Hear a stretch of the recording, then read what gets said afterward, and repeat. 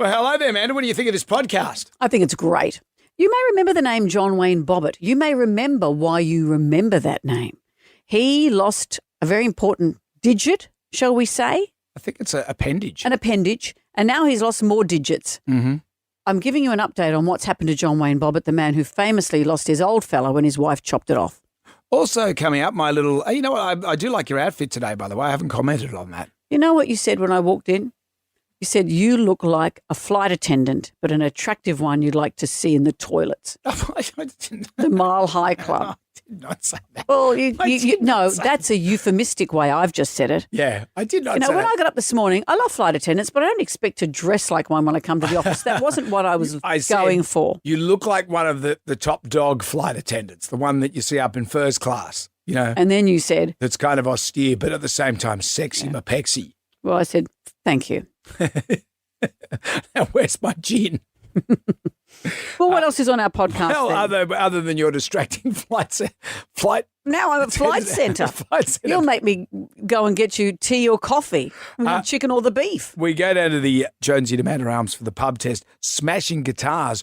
Does that pass the pub test? Flea, the bass guitarist from the Red Hot Chili Peppers, is starting to regret smashing up guitars in the 90s.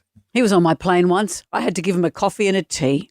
And David O'Doherty is a very fabulous and funny Irish comedian. He's joining us on the show. Enjoy the podcast. Everybody online. Right now, by the miracle of recording, we had so many requests for them to do it again. Mistress Amanda. Miss Keller. Amanda. Doesn't work alone. Wow, this is fantastic. Her friend is in a back room making the tools of the trade. I've heard them describe him as a drunken idiot. Sorry, I've been drinking beer. The legendary pirate Jonesy and Amanda the actress. Hello, Wiggles. Congratulations, Mandy. We're on the radio right now. What is it, you cunt-face? Jonesy and Amanda, you're doing a great job. You have no empathy for anyone but yourself, you giant tool. Now's the time to hear good radio. Sorry, a bit of a tongue twist there. What are you, an idiot? Jonesy and Amanda are here. It's showtime, a-holes. We're on the air. Top of the morning to you, Amanda. How are you? It's Wednesday. As they say, this week has been an exhausting year. Hasn't it? Look at this. A journalist alerted me to this. On the Sydney Morning Herald homepage, the Bondi Junction horrible events from 48 hours ago, really. Now the third story down. That's below the church stabbing on Monday night and the Lerman verdict Monday afternoon. The first criminal trial of a US president is in the lighter news down below all of that. Right. Any of those stories is enough. Any of those life events is enough. It's a lot to take on board. To the point where now America has issued a travel warning for Australia.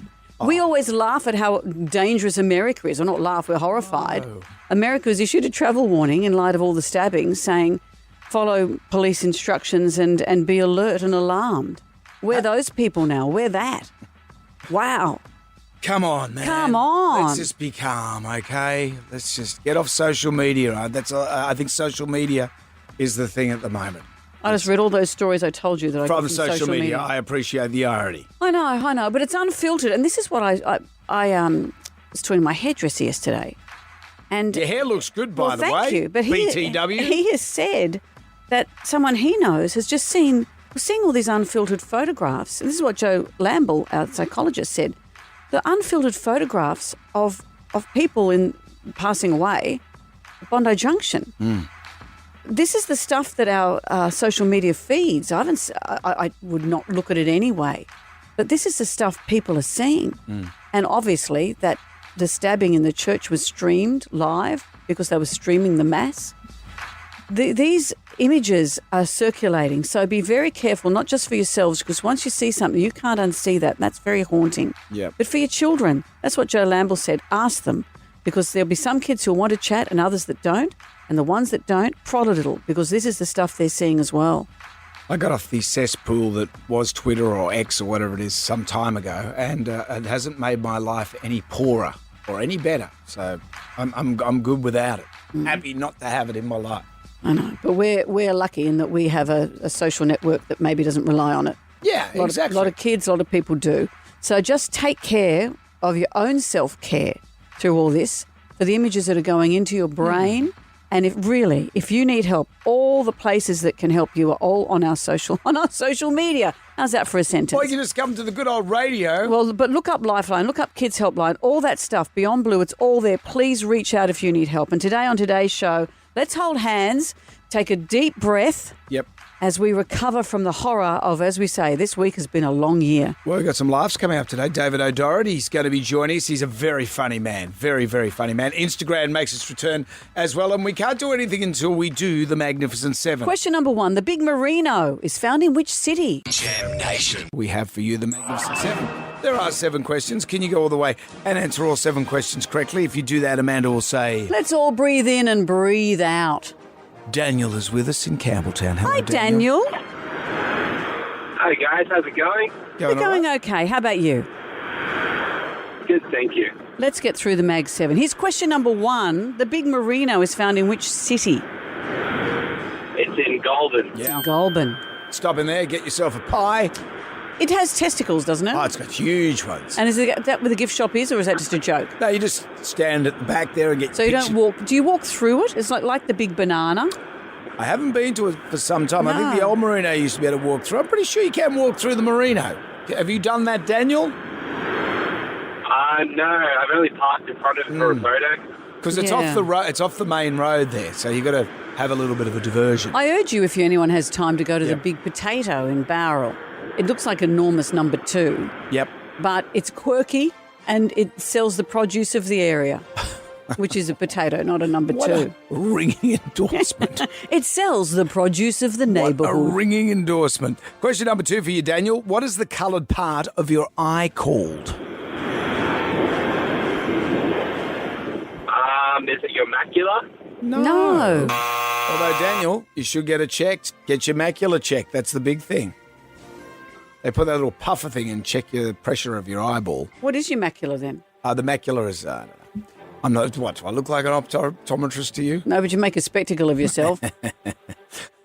Ron is in Helensburgh. Hello, Ron. Hi, how are you? Very well. Keep your wallet away, Ron. That was for free. Oh, you'll pay, don't worry. What's the coloured part of your eye called, Ron? Is it called the iris? It's the iris. Let's play reverse it, shall we? Put my thing down, flip it and reverse it. This is where we play a song backwards. Do you know what it is? Have a listen.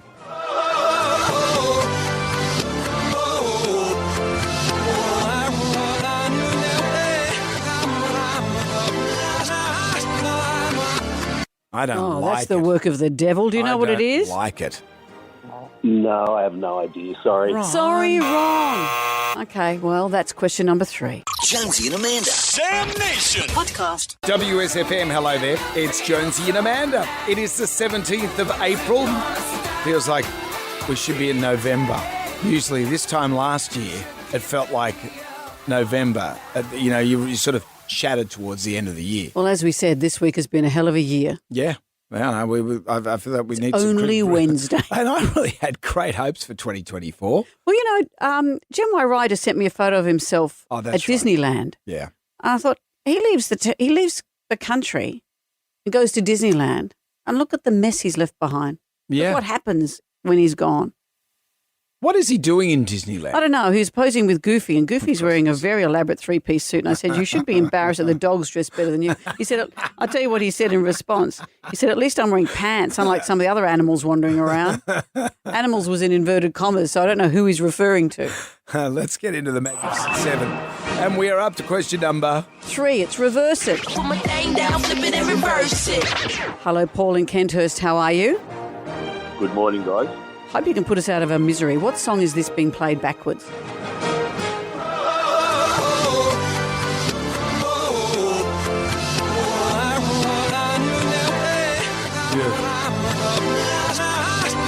Please, Paul, please. What is it? You're Out of Touch by Hall & Oates. Yes, it is.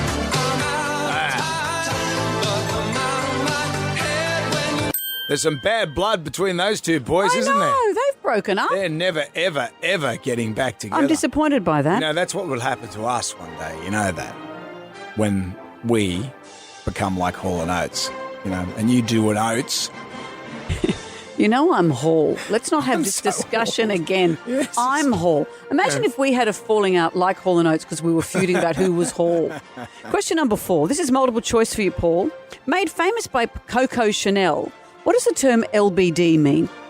Is it A, luxury brand design, B, long brown dungarees, or C, little black dress? What's an LBD? I'd just guess by saying C. It is. It's little black dress. LBD, better than a SBD. In which outdoor activity would you use a quiver, Paul? Quiver with a bow and arrow? Yeah. Yeah, with archery. Yeah. Question 6. Which household item is often measured in thread counts? Bedsheet. Ooh. Look at you. Which famous surfer effectively announced their retirement yesterday?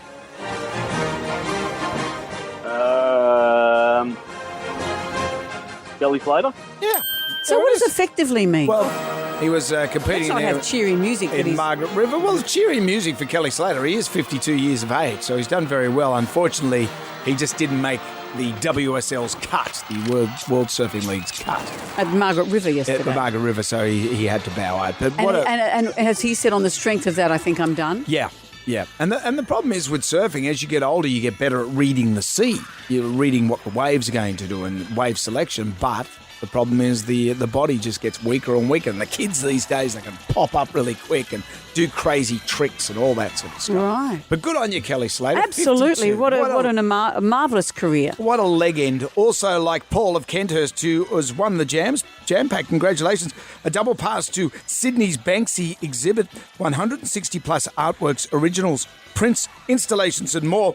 A double pass to the 2024 New South Wales Caravan Camping Holiday Super Show, on now until this Sunday at Rosehill Gardens Racecourse. You get some details and tickets at supershow.com.au, by the way. And Jonesy and Amanda Coach choose fit colour and some soda pencils. Paul, is there anything you'd like to add to all of this? I can't wait to get the colouring in pencils so I can colour you guys in. Wow, I actually haven't seen the caricatures lately. Someone, apparently, one of the girls at the typing pool was saying they sent one back in and they'd worked on your buzz. Who had? Someone had worked on who had? You want to know? I'd like that as my new passport picture, Someone please. had worked on your buzz. I'd like to see it. Well, Paul, you work on whatever you like, and thank you. Thank you very much, guys. Jonesy and Amanda. Jam Nation Podcast. Is this thing on? Bring it on! Are we locked on? It's on like Donkey Kong. Just having a flick through the Jalmanac, our big book of musical facts. It did make the transition from North Ryde to North Sydney. I know, we packed up all our stuff. I'm just making sure our TikTok tucker. So we gave away some of our fry pans and That's things. right. Well, what's Auctioned gonna them happen off. there? Well, we'll have to get new things. I must say it was very hard to pack up the sound effect and bring it to the new place. You've done a good job. You don't want to do this Jalmanac today because it's Pink Floyd, your favourite band Is in it? the whole wide world. I'm happy to do any Jalmanac. On this day in 1973, Pink Floyd released their hit Money. You've listened to the whole song, haven't you? You listened to the album, Dark Side of the Moon. You I love think it? my brother used to play it on cassette, and we once had to drive to Canberra, and he just played it top volume on the cassette. That's why I have a set against I'm it. pretty sure that was The Wall. Pink Floyd's The Wall, not Why? Dark Side of the Moon. Why? Well, Cameron told me Oh. because we were talking about Pink Floyd. Okay, I don't know why I'm wasting my time with you. No, on Pink Floyd. please. The bass guitarist Roger Waters wrote a bunch of because at the end of the song, at the end of Money, you know this bit here. I was in the right. Yes, absolutely right. I certainly was in the right. That bit. Yeah. So you got all these random people. So what Roger Waters did, he wrote up a bunch of philosophical questions on flashcards and took them around the studio to ask people and just record their answers. So Around the studio? Yeah, so the studio of where they were recording the song, Right. he walked around. So if I hold up a flashcard and you just do this. Sex Machine. Yeah, so and that would be on the album. Or if I held up this. No, I'm not reading that. Just say it. No. Just say it. No. Just You say it. say it. You say it. Far Kernel. Kernel's over there. I can see it from here and it's far. Dear me. What's wrong with you? We're only new in this studio. Why would you have us taken off air? Did you know at the end of it, though, have a listen to this. I don't know, I was really drunk at the time. Paul McCartney. Oh, was it? Yeah. Has he been to Cornell? Let's get this on for Amanda so she can make us all a cup of tea. Jam Nation. Who doesn't like Hannah Waddingham? She is beautiful. She's a great actress. She's an incredible singer. She is, well, one of the stars of Ted Lasso. She plays the owner of the team. Yes, very sexy woman. Oh, very attractive. Of course you can. She's incredibly sexy, but she's so respected in the industry. She's been a musical performer in musicals for years, and this is a huge TV role for her. She was at the prestigious... I saw her, by the way, in The Fall Guy, the new movie The Fall Guy. Yeah, she was in Australia for a little while. She played... I don't want to give too much away. She was really good in it. And, of course, Our Fair City features quite heavily in The Fall Guy. What's the film like? I liked it. I really liked it. I thought there was a bit too much Sydney in it. There was just a bit too many cliched opera house shots. Well, we, as Sydney-siders, we might think that. Americans would love it. But there was some really... I think Ryan Gosling is just fantastic. Okay. And what's her name? The other... Not Hannah, the other lady that was in it, Emily Blunt. She was really she in good. it too? Yeah, it was really good. Well, back to Hannah Waddingham. And just a few days ago, she was at the Olivia Awards, which are the big theatre awards in England, in London. Sarah Snook actually won for Dorian Gray. She's doing an incredible one-woman show. We say Snook now. Snook, Sarah Snook. Well, Heather was on the red carpet, dressed head to toe in this incredible gown. And here's what happened. Oh my God, you never say that to a man. Oh my God. Don't be a dick, otherwise I'll move off. Don't say So what happened? What's going on there is, so she's standing there on the red carpet at the Royal Albert Hall being photographed, and one of the photographers says, "Show me leg." No. And she says, "Oh my God, you would never say that to a man. Don't be a dick." And she points at him and says, "That's it. I'll walk away." And everyone cheers her. And isn't it interesting, in light of the week we've had where women have been targeted and women have been disrespected, and this is what's made us look again at what is this attitude to women? Here she is, one of the most respected actresses in the world, and the photographer says, "Show me leg." And she did absolutely, what an admirable thing in calling it out. It's all our jobs to call it out. Behaviour won't change unless we say, hey, exactly as she said, don't be a dick. Because that happened with Angelina Jolie, except no one asked for it. She just did it. Remember that? That was her thing. That was her trope with that dress. Yeah, she stuck her leg out. But doesn't mean you can go up to any actress and say, "Show me leg." No. Come on. Be better. Be better. You wouldn't do it on the streets. Like I wouldn't go up to you and say, "Show me some leg." But on the red carpet, you shouldn't either. No. You don't think that's disrespectful? No, I would not say that. I might say, you might want to turn to the left or turn to the right. Yeah, that's different, to get a better angle. Like this, yeah, of course. But show me more of your body is not a thing you should say to an actress. Okay, I'll just write that down. Oh, Brendan. I'm just joking. Jonesy and Amanda's Jam Nation podcast. Well, if you can, cast your mind back to the early 1990s, and the name John Wayne Bobbitt was known by everyone. You've often said this, Brendan. If someone said, "Do you want your name on the front page of the paper?" you think, "Will it be good or bad?" For John Wayne Bobbitt, it's been a hell of a ride. Yeah. In 1993, well, this happened. I sprung up in a silent scream and holding myself, and I couldn't stop bleeding. That was the moment John Bobbitt realized his penis was cut off. People talked about this story around the world. It was his These wife. days had to be the 6th story after Bruce Lerman.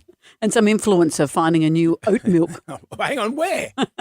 This is new. So his then wife, Lorena Bobbitt, attacked him in his sleep and cut off part of his nether regions with a kitchen knife. Yeah. She threw it out of the window of the car. Remember this? Although they found it on the side of the road and kind of managed to reattach it. Oh, goodness me. Remember, there were all those jokes at the time. I think it was two nuns driving along because she threw this out the car window. Yep. This is a joke that there were two nuns driving along. That lands on the front of the window. And one of the nuns says, "Look at the nether regions on that fly." That's right. And there was another one about throwing out the... I can't remember. Yeah. Yeah. Anyway. That was a time. This story, of course, went all over the world, as they say. And what you normally do when something like this happens to you, if you're John Wayne Bobbitt, is you pivot to become a porn star. Of course. He divorced his wife. No, if they can't make it, who can? Why did she chop it off to begin with? Well, she says there was a whole court case that revolved around this. Her attorneys argued she was driven temporarily insane by physical and sexual abuse by Mr. Bobbitt. Mm-hmm. He was acquitted on charges of marital sexual assault in a separate trial. Oh. So troubled times between the two of them. So she chops off his willy, chucks it out the window. They do reattach it. So he makes a porn film. When I was working on Andrew Denton's Tonight Show, I was asked to review this film. So I reviewed it in terms of the acting and the furnishings, etc. But sitting through this film was horrendous. Listening to him describe the film, you'd never know it was a porn film. Here's what John Wayne Bobbitt said the film was. What's the storyline of this thing? Just basically on my whole life. I mean, a little background on my before I got married, and a little bit about my marriage, and then the attack, and then the trials. Basically what happened, and basically show everybody that I'm healed and fully functional. I still can have sex, and it doesn't leak. It's not crooked. It's like I beg to differ. A garden hose with a hole in it is crooked. Yeah. Well, the whole film, it's not the backstory. Come on, give me a break. Really, it is about him in hospital. He keeps his underpants on the whole time until you get to the big reveal at the end.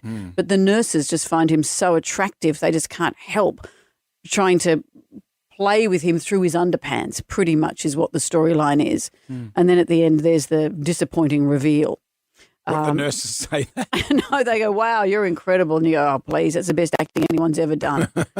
Well, what's happened to him since is he's a construction worker. He stepped on a nail at a construction site, leading to a series of infections. Eventually, he got toxic peripheral polyneuropathy that caused him to lose all 10 of his toes. He now walks using prosthetics. And he blames the contaminated drinking water he says he drank while he was stationed with the Marine Corps in the 80s. He said that contributed to his health issues and to his behaviour while he was married to Lorena Bobbitt. He said, maybe I would have made better decisions if my cognitive functioning wasn't distorted by the chemicals. Ooh. So I don't know if he's gone back to working in construction, but he needs to see some new erections. That was a long journey to a terrible joke. I was waiting for it. You know what? I'm happy. Are you happy now? I'm happy. Everyone wants that happy ending. Jam Nation. Doing it for the gram right now. Who wants some free money? Instant. Coin cash. Moolah. I like the sound of that. Jones and Amanda's. Doing it because he lives. You have 10 questions, 60 seconds on the clock. You can pass if you don't know an answer. We'll come back to that question if time permits. You get all the questions right. Here it is, $1,000. Yeah, and you can make it $2,000. One bonus question, but it is double or nothing. Whoa. Fiona's in Maryland. Hello, Fiona. Good morning, guys. How are you? We're We are very doing well, all right. Fiona. Let's see what we can do for you today. 10 questions, 60 seconds. If you're not sure, say pass because we usually have time to come back, okay? Okay. All right, Fiona, let's do it. Good luck because here we go. Question number 1. What letter does the word egg start with? E. Question 2. Wasabi is native to which country? Japan. Question 3. Which animal is the mascot for Clark Rubber? Pass. Question 4. What colour does yellow and blue make? Green. Question 5. True or false? The radius bone is in your leg. False. Question 6. What sport is Tony Hawk famous for? Skateboarding. Question 7. Who directed Oppenheimer? Christian Nolan. Oh. Christian Nolan. It's Christopher Nolan, not Christian Noel. We had to accept your first answer. I'm sorry. Fiona, you were very methodical there, which was good, but unfortunately, no cigar. Can you picture the Clark Rubber mascot? It's a duck. It's a platypus, but close enough. Oh, I would have got it wrong anyway. Oh. Don't worry, I said elephant, but that's for the Blue Haven pools. Fiona, $100 to be getting on with your groceries so you can pay the bill. Duck, platypus, get it? See? Time for us to move on. I think Thank you. Thank you very much. That's worth $2,000 alone. Just that lame joke I made. Just by the way, Fiona wrapped you up there. She was pretty into it. Tuesday and Amanda. Jam Nation. There's a guy I follow on socials. He's an American comedian called Chip Layton. That's a very American name, isn't it? Chip Layton. But what he does is he collates stuff that people tell him that their teenagers have said. It's so funny, and people send him emails and texts that they've got from their teenagers. Even kids who don't live at home anymore at college say, "What size shoes do I wear? Am I a Catholic?" They're obviously filling in forms. Just Dumbo kids, really, and the stuff that kids say. But this one I loved yesterday about if you're a parent of a teenager, please don't ever be found to be doing these things because you will be so mortifying to your teenager. Stuff you shouldn't do if you have teenagers. Okay, first is bring out a platter of food when they have friends over. This is trying way too hard, and it's coming off as kind of desperate. All right, next is talking to your kid's friend if you're driving them somewhere in the car. Don't say hello or acknowledge them in any way. Careful if you look in the rearview mirror because they might think you're glancing at them. Remember, you're just an anonymous Uber driver. Next, letting your kids see you run. I don't care how hard it's raining or if you're trying to catch an airport shuttle. Seeing this will damage them more than looking at the eclipse. And obviously, if you trip and fall, they're going to need a lot of therapy. Next is smiling at a baby. This is super creepy. Literally stop. Okay, last is bringing your own chair to a sporting event. This draws too much attention to yourself, so either sit in the bleachers or stand, despite the crippling back pain that causes. All of those things are so embarrassing. Watching a parent run. Yeah. You know, I can see why that would embarrass my children. I would be embarrassed watching my parents do the same. Watching your parents dance. I remember at my brother's 21st and Mum's trying to get everyone on the dance floor. It's the only time I've ever seen her dance. Oh, I'm still mortified. The late Jennifer, she would have danced like you dance. Well, she wasn't a dancer, unlike me, a natural mover. You know, it was one day when a friend of mine came home from school with me and my mum was standing in the kitchen in a swimming costume, a one-piece in her bathers. She's from Brisbane, the bathers. And I just thought I was going to have to take my eyes out and kill myself. And she'd been in the pool? No, we had an above-ground pool. She never went in it. I remember Mum ever going in it. But it was a hot day and she was just at home in a swimming costume. And I walked in with a friend and I thought I'd never recover from it. But that's, you know, how dare I think like that? How dare I? Yeah. Because I'm, as a parent, obviously perfect and my children would never be embarrassed by me. You're always standing there in your tiny cosy. I picked them up from school in my cosy and run and dance. We'll just get public transport, Mum, if that's okay with you. My kids are older now, but my daughter, I couldn't do anything. One day I went into the school and all I said to the teacher was, "How you doing?" And Romany said, "Dad, what are you doing?" But you know what? I can don't picture even how you talk. said it. You would have been like Joey from Friends. How you I doing? went, "How you doing?" "Dad, don't." One time I had to give one of her friends a lift home. So Rome at the time would have been probably about 17. It was HSC year. And I gave her friend Ray a lift home, and Ray sat in the front seat of the car. Ray's a girl? Ray's a girl. And we just had a chat, and Romany said, "And why did you talk to her? You creep. What are you talking to her for?" And I said, "What else?" As we heard, you're supposed to be a silent Uber. I said, "She was in the front seat. What am I going to do?" And she said, "She should have sat in the back." I said, "How mental would have that looked?" Me driving along. With a hat on. with a friend in the back. Oh, dear. It's so easy to embarrass a teenager, just breathing in and out. Well, the tribal drum is going to beat for this. Things you shouldn't do according to your teenager. Bring out a platter of food when they have friends over. This is trying way too hard, and it's coming off as kind of desperate. Platter of food. Jam Nation. When you have a teen, it's a very complex thing. And I will say this, girls are probably harder to navigate than boys. I think it's easy to embarrass a teen. And because when the nature of being a teen is that you have to flex your independence or else how could you ever leave home? And that's why I think also it's different with boys because they have to be unpleasant and you have to be unpleasant to them or else you can't imagine ever letting your child leave home. So everything you do is embarrassing to teens. The tribal drum is beating for things that you shouldn't do according to a teenager. Bring out a platter of food when they have friends over. This is trying way too hard, and it's coming off as kind of desperate. That's the kiss of death, apparently. Helen has joined us. Hi, Helen. What have you been told by your teen not to do? Besides not breathing, as a mother of two boys, I used to be involved in a lot in their primary, probably way too much. Used to organise the school discos. Mm-hmm. That was bad enough. So the rule was supposed to, okay, you've organised it, do you have to come? Well, yes, I do have to come. You're not allowed to dance. Mm. Well, yeah, that doesn't work well, especially when they push on and your mother's got a big back, yard and you're trying to dance. So, of course, it got to the stage was the boys would slowly walk away and it's your mother. No, it's your mother. No, we're adopted. Oh, denying. So it kind of got to that stage, and then it got to the stage that he used to say to their dad, can you not control her? Can you just say you need her to stay home tonight? So doing a disco twice a year with the boys was bad enough, but there's many other things. So pretty much just breathing around them was hard enough. I love that, though. Organising a social event, going to the social event, dancing at the social event. I think you've broken all the rules. I remember my dad at a school fete had to run the jumping castle, and you have to be a bit of an authority figure and not let kids get on for free, and that was the worst. Because he had to be tough on people. He was running the jumping castle. My dad, you knew him. He was a pretty easygoing sort of fella. But there was a lot of kids just jumping over the wall. Oh, no. And he always liked order. So your father telling people off. He was like 6'7", so he's a big guy. So everyone was like, he'd say something, but then at school I just became a pariah. I was the old man. He was told people off. I was once, my mum was driving us somewhere after school, and we're in a car behind the school bus.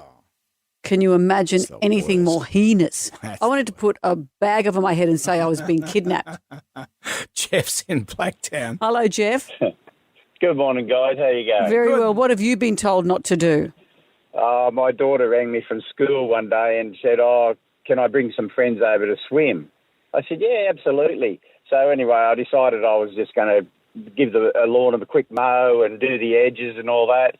She walked in and was horrified that I was halfway through cutting the lawn. I had lawn clippings all over the veranda and it was just crap everywhere. And she said, Dad, you got to stop. And I said, what are you talking about? She said, you need to come inside. So she took me inside and sat me down on the lounge chair and gave me a lecture about how I can't cut the lawn when her friends are coming over because it's really embarrassing. I said, but that's what people do. She said, no, Dad, you can't do it. I said, but I'll sweep up the veranda and get the grass off at least. She said, no. He said, you need to go inside and watch telly and let us do what we do. Because it's embarrassing. Mowing Everything the is lawn. embarrassing. How good is So good. We're going to take more of your calls after the news. Jonesy and Amanda. Jam Nation. Podcast. All right, let's get started. Overdrive. Brace yourselves. Come on, baby. Bring it home. Teens are a very complex individual. Well, if you're a teen, everything your parent does is absolutely mortifying. There's a comedian called Chip Layton, and he collates a whole lot of comments from other parents as to what you should not do if you have a teen. Stuff you shouldn't do if you have teenagers. Okay, first is bring out a platter of food when they have friends over. This is trying way too hard, and it's coming off as kind of desperate. All right, next is talking to your kid's friend if you're driving them somewhere in the car. Don't say hello or acknowledge them in any way. Careful if you look in the rearview mirror because they might think you're glancing at them. Remember, you're just an anonymous Uber driver. Next, letting your kids see you run. I don't care how hard it's raining or if you're trying to catch an airport shuttle. Seeing this will damage them more than looking at the eclipse. And obviously, if you trip and fall, they're going to need a lot of therapy. Next is smiling at a baby. This is super creepy. Literally stop.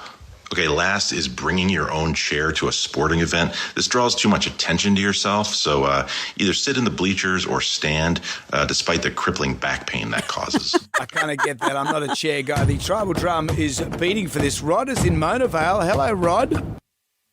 Hi, how are you? We're well. What have you been told not to do?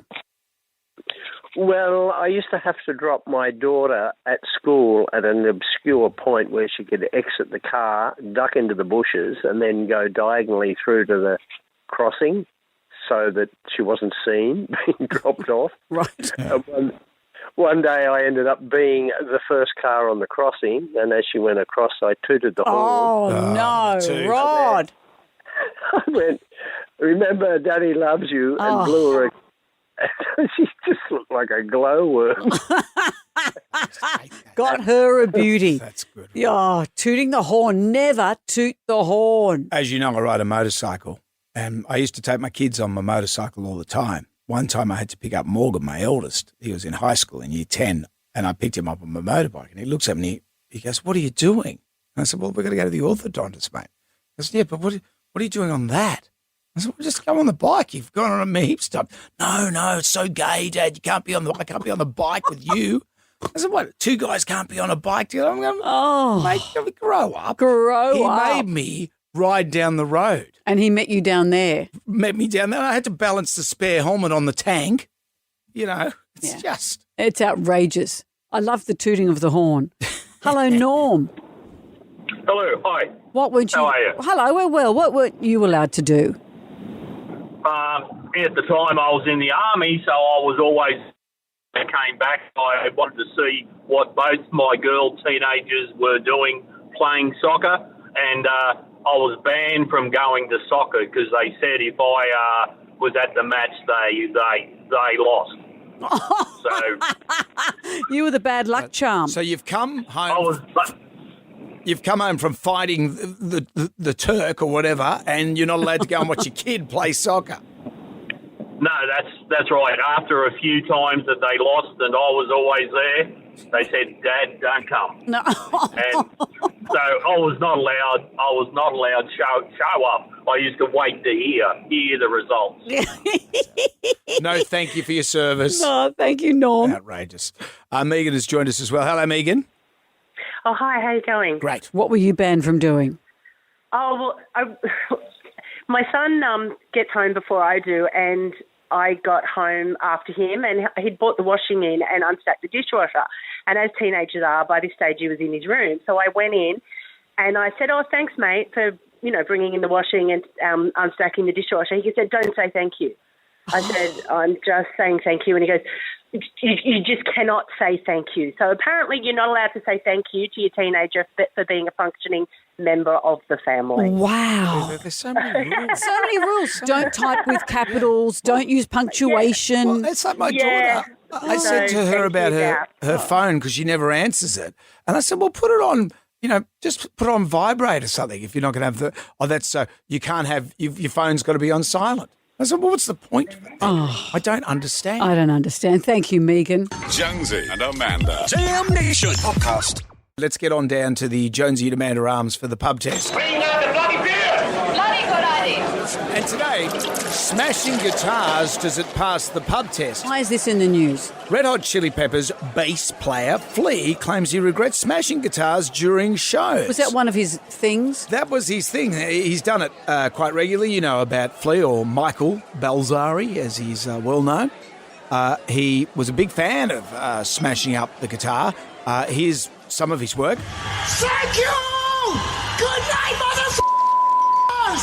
I love each and one of you with my heart! Thank you for coming! Thank you! Well, all right, rock and roll, motherfucker! Yeah! Oh, it's just destructive. And then well, that's what Flea is saying.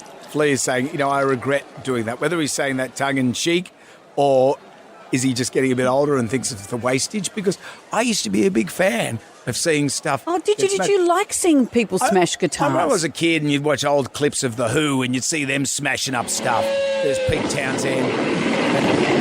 Keith I didn't like their Jimi Hendrix set nature fire to his guitar. And then Paul Stanley, remember this? His whole thing at the end of the act is to smash up his guitar. At the grand final at the MCG last year, remember that? He's doing the big spin. You know it's coming because he's swinging his arm with it. Well, everyone knew it was coming except for Johnny Fool, producer in the control room. The camera missed the whole thing. Tried to put a thing on some kid going crazy in Kiss makeup. Come on, mate. He's been doing this for the best part of 50 years. I don't like it. It'd be like going to see Nana Muscuri and watching her smash up her glasses. It's too violent. I don't need to see it. And it's wasteful. Watch her smash up a bazooki. Everyone will be happy with that. No one will be complaining about that. Well, let's put this to the pub test. I mean, I know we're all getting older and no one wants to see it now. But when you were younger, did you ever like it? What do you think? I used to like it, but I feel as I hit my 56 year, maybe it's something that you can't do anymore. Smashing guitars on stage, does it pass the pub test? As opposed to smashing pumpkins. Jam Nation. I know that Coachella is right in your wheelhouse. You've got your cowboy hat and you've got your little Daisy Duke shorts and whatever they wear when they go there. All that stuff. All that Portaloos. stuff. Oh, the minute you say Portaloos, I'm out. It seems to be the thing to go to, the Coachella. Is it in California? California, and In the desert? In the desert. And people just, they just love it. They love it. Not me so much, because I'm not a festival guy. You? No, I'm not a festival person. Actually, we put this to the pub test recently because a lot of festivals are falling by the wayside and are being cancelled. And they're saying that maybe the festival goers, it's moved on. Yeah. The drop zone of that age group came of age and were going through all that while COVID was on. And they've come out the other side and they're spending their money to see Taylor Swift and the big stadium shows. And they're not enamoured anymore of a place for 3 days with portaloos and mud and no showering and no teeth cleaning. The last festival I went to was the Stone Music Festival. But you didn't camp. No, I didn't camp. You camped it up. Sure, I saw you. Corporate box. Yeah, I was in a corporate box. I had to rub 2 Black American Express cards together to start a fire. And even David Lee Roth lost interest halfway through the set, although Aerosmith killed. Grimes, Grimes, this is, what's his name? Elon Musk's ex-missus. And she's had 3 children to him. Yeah. Do you know the names of these children? They're Brett, Beverly and Kerry. No, I made that up. Here are the names. Yeah. One is Techno Mechanicus. Yep. One is X AEA-X small II, pronounced Ash. Mm-hmm. Third one is Exadark Citirail. Right, okay. City Rail. That's nice. They're good names. She's also a DJ. But who's not a DJ? Everyone's a DJ these days. But she's apologised because she's had a disastrous set at Coachella. This is what happened.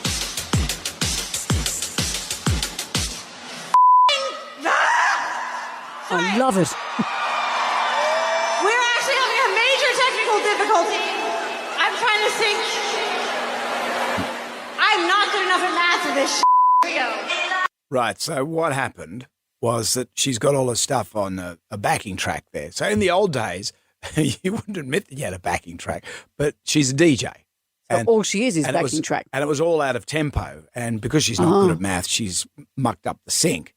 But with those DJs, that's the only thing they can do. They can't suddenly just break into a Tom Jones solo, can they? No. So what did she do? She just swore. Well, she just cursed the equipment a bit and then doubled down on the apology. This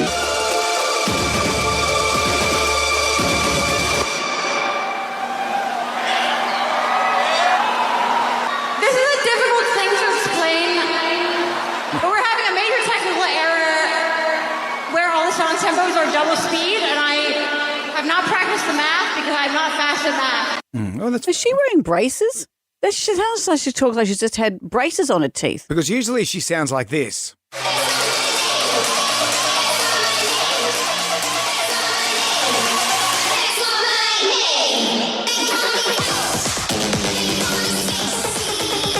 Okay. I wonder if Techno Mechanicus, Ash, and Exadark Citirail, I wish they were called Brett, Beverly, and Kerry. They probably were. Mum, you're embarrassing me. Good thing she was a support act to this woman. You brought out Yoko. That's what. Oh, God. Gripes. In case of your bad maths, break out Yoko. Jonesy and Amanda. Jam Nation. Podcast. We're not gonna take it. I want you to get up right now. I feel like I'm taking crazy pills. Go to your windows, open them, and stick your head out and yell, I'm as bad as hell. I'm not gonna take this anymore. Let's get on down to the Jonesy and Amanda Arms for the pub test. And today we're talking about smashing guitars. Does it pass the pub test? This all comes on the back of Flea from the Red Hot Chili Peppers. You know Flea? He's posted on X. He feels like such an idiot for smashing my bass to pieces on stage back in the day. Pathetic. And people have come back on X and said, oh, don't be so hard on yourself, bro. You were young and all that sort of stuff. Yeah, but even old people, Paul Stanley does it, even now. Yeah. Paul Stanley from Kiss does it, but that's part of his end of his act, part of the show. Yeah, but do you watch it and go, wow, or do you watch it and go, come on, how wasteful? This is some of Flea's work from back in the day. Thank you! Good night, motherfuckers! I love each and one of you with my heart! Thank you for coming! Thank you! Well, all right, rock and roll, motherfuckers! Just how the Seekers wrapped up their show. He's off to have a butterscotch. Anyway, smashing guitars, does it pass the pub test? Look, to me, I think when they smash them, they're not their best guitars. They probably fill in with some dodgy ones. But yeah, look, it makes the band look tough. It makes them look rock and roll. So yeah, I think it passes the pub test. Let them go. They got the money. I think it's annoying and obnoxious. Why do they need to do it? I think it passes the pub test of not doing it. Don't do it, guys. It's annoying and obnoxious. I reckon it's absolutely cringeworthy, and I reckon it's just as bad as being a teenager watching your father do something stupid. Yeah. It probably feels like that. Hey, stop. Well, Flea's kids probably think that Flea is pretty uncool. All his kids are probably in their 40s by now. Okay. Good morning, Flea, if you're listening. Jonesy and Amanda. Jam Nation. Podcast. The building feels like an old glove now. Do you think? Feels a bit too good for us. You know what it feels like? Don't have imposter syndrome. It's not imposter syndrome. It's just when I imagined that one day I would work looking over the Harbour Bridge at a radio station. This is what I dreamed for. And now I'm doing it. And now, but you just said you're feeling a bit like undeserving. Well, I just feel that this is the end. This is where do we go from here? Into space. We broadcast from space. That's what happens next. From Uranus, perhaps. Broadcast from Uranus, or maybe we go to the space station. I get motion sick. I don't think it'd be good. You would be the worst astronaut. I would be the worst astronaut. You'd be old Chucky. There'd be Chuck Yeager and Chuck Keller. Chucking up everywhere. What do you know about David O'Doherty? David O'Doherty is an Irish comedian, and I've always loved his comedy. I've never seen his stand-up, but when he's a guest panellist on Would I Lie to You, I always love him. He's very funny but droll and deadpan. I just think he's gorgeous. I like when he gets out there on stage with his little Casio keyboard and he just sets the world on fire. I just want to be a one-name entertainer. I want you to be able to say, oh, we saw David last night, and everyone will know who you're talking about, you know? There's no doubt with Beyonce. Your mother's never like, who? Beyonce O'Loughlin? Problem is, all the other Davids who are more famous than me, there's billions of them. So I'm dedicating the next 6 months of my life. I'm going to murder all of the Davids who are more famous than me. Name a David who's more famous than me, I will tell you how I'm going to murder them. Okay, go. What are you saying? David Attenborough. It would be quite easy because he's about 300. I think with him, I just make it look like a lion did it. So people will be like, oh, he died as he would have wanted, murdered by a lion. Craig David is the trickiest. Still technically a David, you know? With him, it's a medium-term plan. With Craig David, I think I'd meet him like for a drink just early in the week. And then we'd be making love for several days and then kill him on Sunday. Let's go. Thank you. Dave O'Doherty joining us next on WSFM. Jam Nation. Jonesy and Amanda in the morning. 101.7 WSFM. Hello there, it's 21 past 8. Our next guest is a man of many talents. He's a comedian, an author, a musician, an actor. He's one of the favourite guests that I've ever watched on Would I Lie to You? Well, now he's down under with a hilarious new show called Ready, Steady, David O'Doherty. And guess what his name is? It's David O'Doherty. Hello, David. Here he is.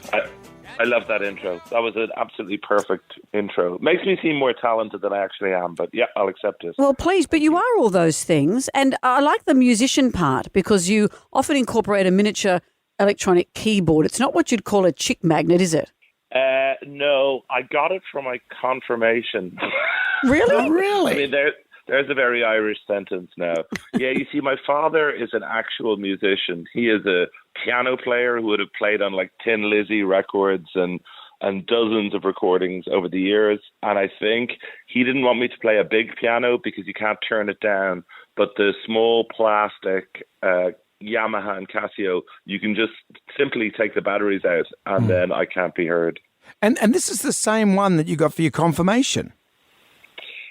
I'll be honest, Jonesy, it's been replaced several times as sometimes after a gig you take it to a bar and sometimes someone in that bar sits on your beautiful keyboard you got for your confirmation. It sounds great. Your confirmation keyboard, because when you make your confirmation, I'm a Catholic, Amanda's not a Catholic, but that you're about, 12 years of age?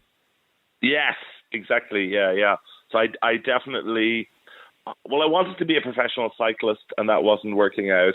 And then I decided I would become a professional musician. And has that worked out? I'll let you be the judge of that. And how did your family feel when you said you were going to be a professional comedian? Because that would be way down the chain, you'd think. Well, when your dad is a jazz musician, I think it might actually be a step up. Technically, I think in terms of what would horrify potential, in-laws more, and probably jazz is more horrific than comedy. So I'm doing okay. I mean, it's an interesting family, Amanda, because my great-grandfather was a famous, like a revolutionary in the revolutionary period in Ireland. And then my grandfather was like a secretary to a prime minister. And then my dad is a jazz musician and I'm a stand-up comedian. So it doesn't bode well for the generations coming after me. The trajectory seems to be going down. I'm saying what's left? Someone in your family is going to be a game show host or working on TV advertorials. Maybe professional yo-yo artist. Well, I love the idea that you recently featured on British Bake Off. Was that terrifying? It's a very genteel show, but it looks terrifying. It is absolutely. I rehearsed harder for that than I have for the Edinburgh Fringe, for anything that I've ever done. And then on the day or on the couple of days when we filmed it in the same studios where they filmed the James Bond. So it's got an outdoor grassy bit, so it looks very beautiful. And I fell to pieces. Day one, the first two sections of Bake Off, I was the laughing stock. But then what you really want to be on one of these shows, I've realized since then, is the hero, the redemption arc. So at the very end, my showstopper, it really brought the house down. And what did you get your redemption arc? I didn't get a handshake, which is the thing you want from Mr. Paul Hollywood. Yes. But I certainly, looking at the feedback that I got online, and I think it was more feedback than I've ever got for anything, people liked it. So it was quite an emotional cake that I made, Amanda. So what makes a cake emotional? What was it? So you had to do a cake. I think heroism was you had to do a cake inspired by that. And I've always liked those Antarctic exploration stories, particularly the Irish explorer Shackleton was the one who got his ship stuck in the ice for a year. So I made a giant meringue with a tiny chocolate flake ship in the middle of it. Oh, brilliant. It genuinely... So I looked up what the food they had when they were stuck in the ice for a year, and they had rum and dates. So I put a layer of rum and dates inside it. And by fluke more than anything, it's one of the most delicious things I've ever tasted. So, yeah, I may move full-time into cakes after this tour. Well, I thought being a comedian, you would have used the cake tin, the bunt, just for the comedic jokes to go with it. See, he's not as crass as you, Brendan. All you got to do is just say bunt and people just start laughing dirtily. I'll bear that in mind for my big return. Yeah, that's right. If you come up on the stage with Shackleton's bunt. with your keyboard and your bunt, hopefully no one sits on it. No, that's true. That sounds like the name of our show. Keyboard and bunt. David, it's so great to talk to you. Tickets to David O'Doherty's show are on sale now at ticketek.com.au. Such a treat to catch up with you. Thank you, David. Well, thanks so much, you guys. Do you know what I look forward to with this gig as much as anything? Mm-hmm. It's the Enmore. It's in Newtown in Sydney. And then afterwards, we pick always, with the help of the 1,600 people that are there, we pick a slightly quiet, sad pub in Newtown that maybe no one's in for whatever reason. And we decide to have an after party there. So suddenly... you normally get 300 approximately from the gig, just turn up and we party into the small hours. So that's something I'm looking forward to as well. Right. So We'll find out and try and crash that as well. Because there's that one that's just up the road and it's got a motorbike hanging over the bar and there's no one ever in it. It's so great. And just for your information, there's a Chinese restaurant across the road. It's part of the Royal Hotel. Anything you eat in there is going to be just brilliant. You'll enjoy that. And for further information, I actually appeared naked on the stage at the Enmore Theatre, if that helps. Oh my goodness! It was for the full Monty. Yeah, it was. It was for a real thing. I wasn't just there showing my bunt. It was the world's smallest organ, like yours. Oh my goodness! It's all coming out now. David didn't know he was going to get a show in return. Thank you for joining us. It's a pleasure. Thank you, David. Jonesy and Amanda. Jam Nation Podcast. We are back, baby. Here we go. Ready? This is it. And step on the gas. Go. Well, hello there. We spoke yesterday about Debbie, who had emailed us. Debbie had won a competition with us through Cure for Cancer. It was a barbecue competition. Her husband was diagnosed with cancer. He passed away. I think it escalated quite quickly for him. He passed away, actually, it was a month ago today on the 17th of March. She said, look, thank you for all you did and for the opportunity to take part in Cure for Cancer. She said due to the time her husband was in hospital, she couldn't take their son to the Easter show. And she's wondering if she could get an Jonesy and Amanda show bag. Oh, here we go. Put my name first as if Brendan. She said, I've been on the show bag site, but I can't find one. I'm happy to pay for a bag should you have any spare. Well, the good news for us was that our Easter show bags, one of the few that sold out. We sold out. Yeah, that's good news for us, but it's kind of irrelevant news for Debbie. I know. I'm sorry, Debbie. So we didn't have any. We did have one spare one in the office, but Jonesy, during an early morning tantrum, rolled his chair over it and rolled over cans of drink that were inside it and destroyed it. So we put the call out. Does anyone have any bits and pieces from the show bag they can contribute? And you know what? So many people have responded. It's lovely. Someone says here, I have the drink bottle and the Bluetooth speaker. Yep. Blair Nolan from Western Australia has a bag of the Hoolies. Not a case of the Hoolies. They were onion rings. They were delicious, but they're in Perth. Kylie says, I've got the Terry's chocolate orange toffee. She said it's amazing that it's left, but yes, you're entitled. Please take it. Other people have said we've got keychains, we've got Nutri-Grain and granola, all that stuff that was in there. You can have that. So we've assembled a bag. Well, we were about to assemble a bag. Then Alison says, guys, I'm a massive WS fan. And I know Debbie's son would love this show bag more. I'm happy to give this to Debbie and her son. She said she's got most things except for the chips. So we can supply the chips. And then Karen has also responded saying, I have the full Easter show bag if you need it give to Debbie and her son. Is it an unmolested bag? Unmolested bag. So we now have 2 show bags. So let's phone Debbie next. Isn't and that give her your the Tinder news. profile? Unmolested bag. Let's give Deb this exciting news next. The system works, man. And we can give you spare Hoolies. Jonesy and Amanda's Jam Nation Podcast. Someone once taught me in radio, a promise made is a promise delivered. Well, we made a promise yesterday to Debbie that we'd try and track down an Easter show bag. Our Easter show bag sold out, which is great news for us, but not good news for Deb. It's kind of really irrelevant news for Debbie. That's right. If anything, it's bad news for Debbie. But what happened was you all came to the rescue. So thank you for everyone's contribution. But we now have 2 Easter show bags, one for Debbie, one for her son. As we heard, she wasn't able to take her son to the Easter show because she was in hospital with her husband. He sadly passed away a month ago. So we'll do what we can to make good on that Easter show promise. And from the get-go, Debbie, I know that a show bag can't do anything to cover your loss, but condolences from our heartfelt condolences to you. Hello. Hi, Deb. Yes, you're there. Hi. Oh, thank you. Thank you so much. It has been very hard the last 4 weeks. Look, yes, I can. Well, I can't imagine.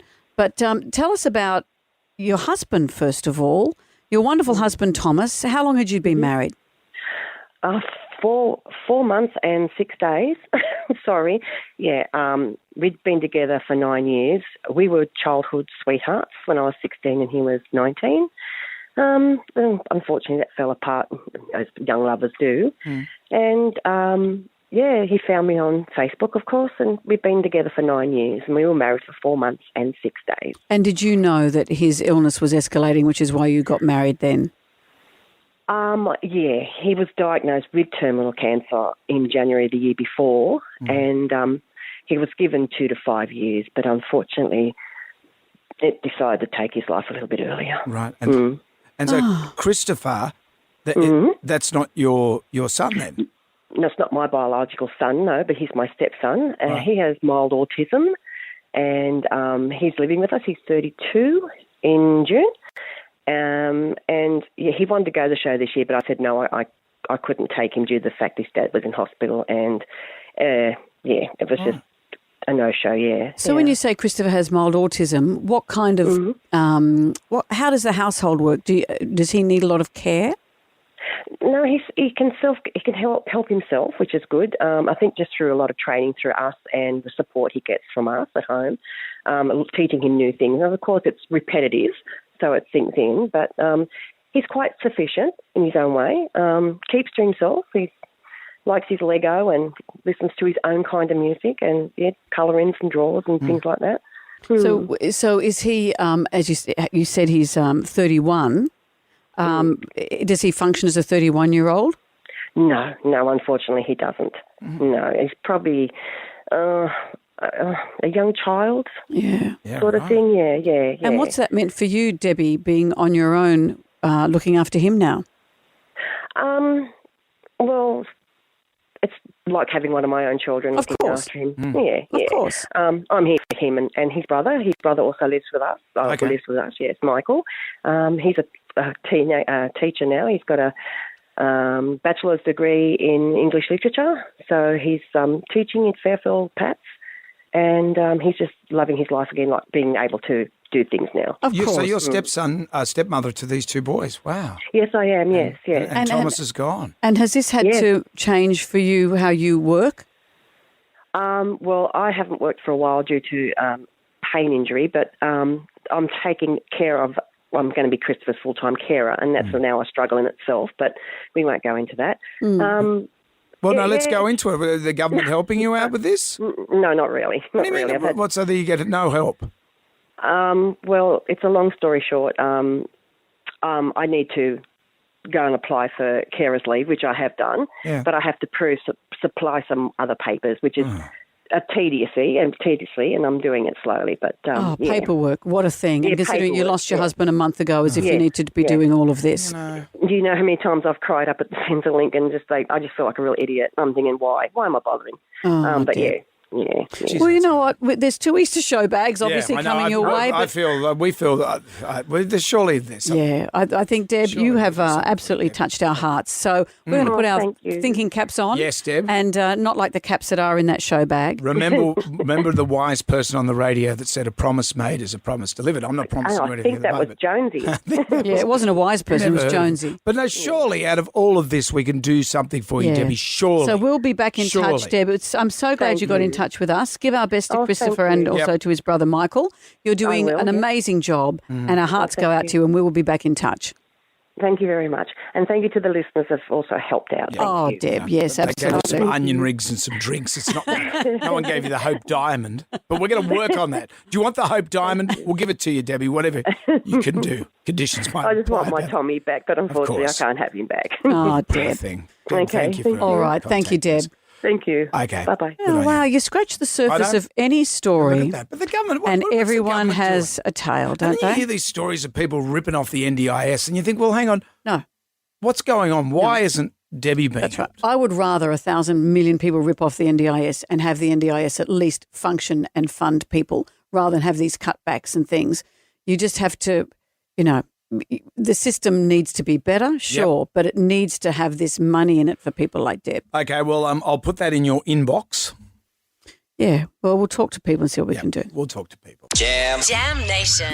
Everybody shout! Come on now, sing out! It's time for the Ghoulies get together. $20,000 could be yours. All you have to do is share your gripe with us, your ghoulie. Download the iHeartRadio app, go to WSFM, press the microphone, record your ghoulie. Simple as. What have we got today? What gets my ghoulies is when I'm in my family's car and I see people on motorcycles doing illegal things, it drives me nuts. That is totally insane. Some people on motorcycles push in the queue and that makes our car make a beeping noise. It really gets my ghoulies. That's brilliant. Lane filtering kid, get used to it. So the motorcycle, say you, is so close to their car that it's going beep, beep, beep, beep, beep, beep, beep. That's what your car is saying. There's an assailant. For the first time in the history of the world, motorcycles are now being visible because of the technology in cars. I know, but I like how that child is saying, I don't like it. I don't like it. Well, I tell you what, kid, I don't like having a leg cut off because some idiot in a car cut me off in traffic. But we welcome all your ghoulies. Parents with prams parking spots. Now that really gets my ghoulies. I've got bigger kids now, or adult children, and I never had no parking spot for me. If that's the case, if it's the size of the parking spots that's the issue, what about parking spots for people with larger physiques? Like, that's really not fair, is it? I didn't think it was a size thing. I think it was how hard it is to get a pram out of the car, to get groceries, to juggle all of that and walk through a long car park. Yeah. I think it's hugely appropriate we have parking for people with prams. It should be retrospective. I got 3 kids. I should be able to park within the parents with prams section. Can you get your kids to sit in them? That would look a little weird. Wouldn't it just? Out with the bad, in with the good. If you dig out, doesn't matter. You can always contact us via the iHeartRadio app. Our favourite caller, email or Facebook friend gets a Coffs Coast getaway. Return flights from Sydney to Coffs Harbour, accommodation at the Observatory Holiday Apartments and experience at the Big Banana Fun Park. You can fly direct from Sydney to Coffs Harbour and start your holiday sooner. Are you not entertained? Well, actually, you are in Coffs. Comedian Chip Layton has taken to TikTok to educate uninformed parents of the world what they should and shouldn't be doing as parents of teens. He collates a whole lot of information from other parents who tell him how they've embarrassed their children. For example, bring out a platter of food when they have friends over. This is trying way too hard, and it's coming off as kind of desperate. Tribal Drum was beating for things you shouldn't do according to your teenager. Here's Jeff from Blacktown. My daughter rang me from school one day and said, can I bring some friends over to swim? I said, yeah, absolutely. So anyway, I decided I was just going to give the lawn a quick mow and do the edges and all that. She walked in and was horrified that I was halfway through cutting the lawn. I had lawn clippings all over the veranda and it was just crap everywhere. And she said, Dad, you got to stop. And I said, what are you talking about? She said, you need to come inside. So she took me inside and sat me down on the lounge chair and gave me a lecture about how I can't cut the lawn when her friends are coming over because it's really embarrassing. Yeah, that is so, That's so embarrassing. How embarrassing. Cutting the lawn like that. Righto, you two.